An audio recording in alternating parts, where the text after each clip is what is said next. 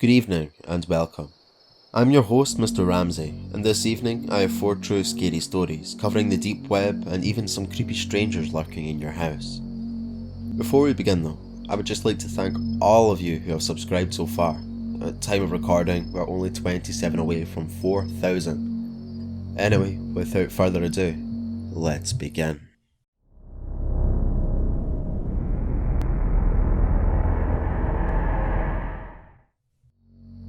Number 1. Nothing was taken in this story, but I'm still paranoid and anxious as fuck about my home security now. When my wife and I entered our home late one night, we opened the front door and I distinctively heard another door close somewhere in the house. I froze and looked at my wife. She heard it too. Did I forget to set the alarm or did something disable it? As we'd practiced, we backed out of the house keeping an eye on the door. I grabbed my handgun out of the truck. She began recording on her phone. I shouted a warning into the house saying that they had 15 seconds to make themselves known, or else I would shoot on sight. After 20 seconds, we entered. She stayed behind me in the zones already determined safe while I checked every single room in the house. I couldn't find anything. I checked everything again. I swear to God I opened every door and checked every crevice. I know I did because I'm paranoid. We don't have a lot of stuff, so there wasn't anywhere for anyone to hide.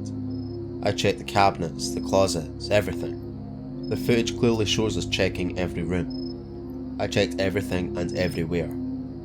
It was late, so I set the alarm, we locked our bedroom door, and went to bed. Now our front door is near the master bedroom and is actually 2 doors. An outside metal security door and a wooden interior door. The difference in sound could not be more distinguishable. Anyways, about 2 hours later, I woke up during the night. I heard the inner door open and the alarm go off, then the outer door open. Number 2. Let me start this off by me saying that it is imperative that you stay off the dark and deep web. No matter what anyone tells you, no good can come from using it, and I'm about to tell you why. I was 15 at the time. I'd come home from school on a Friday afternoon ready to relax, kick back and enjoy the short break. I'd started using code about a year prior, nothing too fancy, just basic Python or Java, and was practicing it daily. Now I'd known about the dark web before this took place. I would sometimes buy weed off it, but that was the extent of it. This particular day, however, I decided to venture further and really take a look at the dark web. I'm sure a lot of people are familiar with the iceberg diagram representing the internet's content. For those who don't know, the surface web contains about 10% of the internet's contents, while the deep and dark web take up the other 90%. I was ready to see what it really held. I heard stories about what goes on the deep web, murder, inhuman torture, but I didn't really believe that they were all legit, so I hopped on Tor and began to see what I could dig up. I started off by going on a hidden wiki, or browsing through various websites, most of which contained illegal things such as drugs, hackers and hitmen for hire, and lots of CP. I clicked on a random forum link which took about a minute to load. I wish I could remember the name of it. It was a forum where people could pick a topic they wanted to talk about, such as politics, dealing with mental health. I noticed one of the topics was pedo forum, and I don't want to even go into detail on what I saw there. There was one particular one that caught my eye. The link was all in red, while the rest were all in black. It said not for the weak, enter at your own risk. Curious as to what this was, I clicked on the link and it brought me to a forum that had only one link in the whole page. I clicked on the link and it brought me to a chat room. I realised that nobody was saying anything in it, only sending links. This set off alarms in my head because I had an idea of what was on these links. I wish I'd listened to my gut feeling, which was telling me to close out while you still can. However, the ignorant, curious teen took over me, and I started setting up some protection for myself using the code I had learned.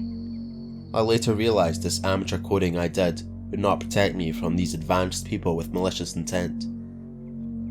I clicked on a random link, and a page loaded surprisingly fast. It looked to be another chat room. I went to type hello or something, but it would not let me. I sighed and began moving my mouse to go to the previous page when a noise went off. I had received a chat. The message said, "Hello new user, I see you have found my site. Would you like to continue?"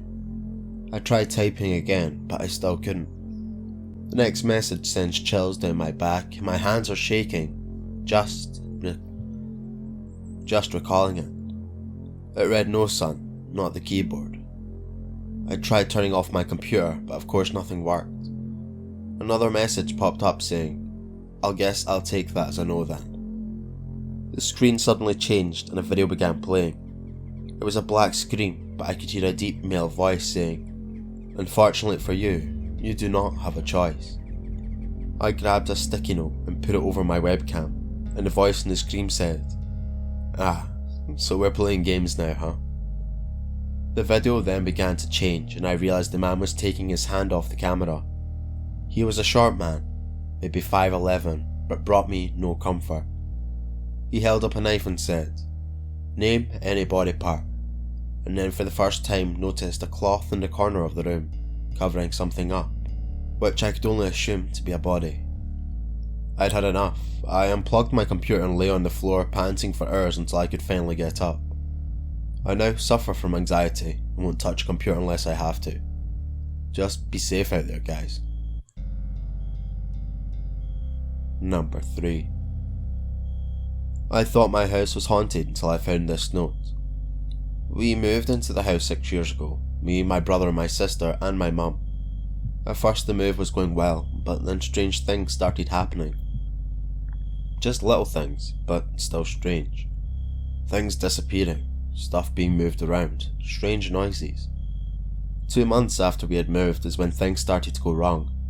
In the middle of the night you could hear whispers and footsteps, but if you went to investigate, the sound disappeared to the end of the hallway, which was a solid door. At this point, I was convinced the house was haunted. One night my sister came into my room crying that a scary man was in her room. I told her to hide in my bed. Then I went to investigate. As I walked to the door, I heard the footsteps in the room putter away. About a year after this happened, all the sounds suddenly stopped, and about 2 days later, a foul smell was coming from the wall at the end of the hallway. I pushed on the wall, and it opened like a door revealing a dead old man. We called the police, and after they removed him, I looked at where he was closer.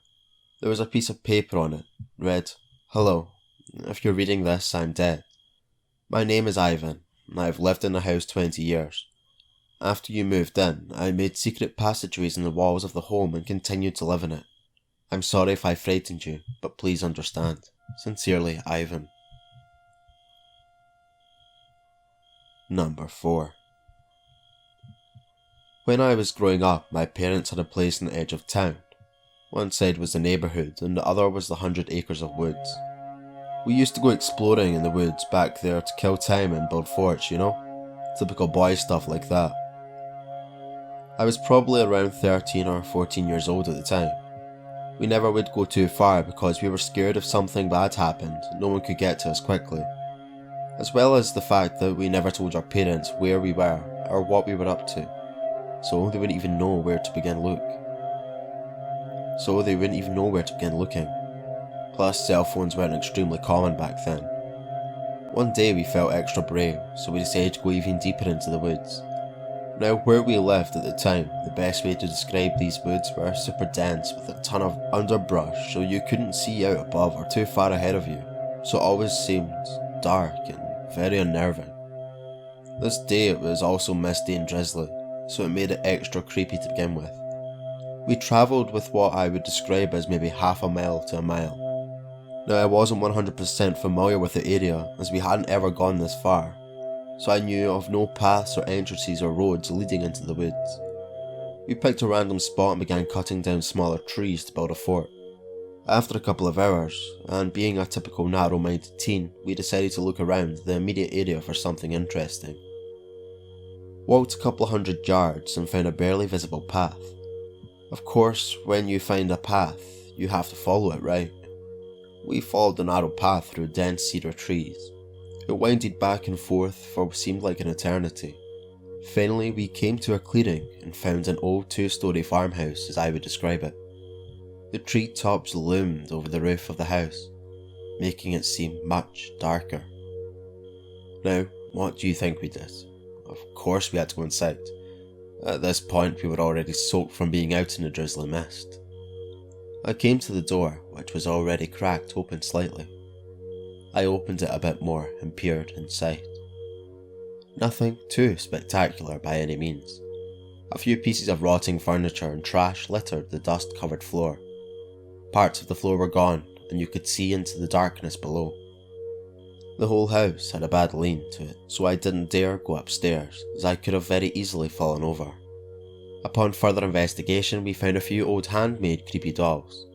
The white fabric was dirty and tattered they were made from. Their button eyes had long since fallen off. The whole place just had this super eerie vibe. It was getting late in the evening by this point, so I thought we'd better go back. Left the house and started walking back on the path.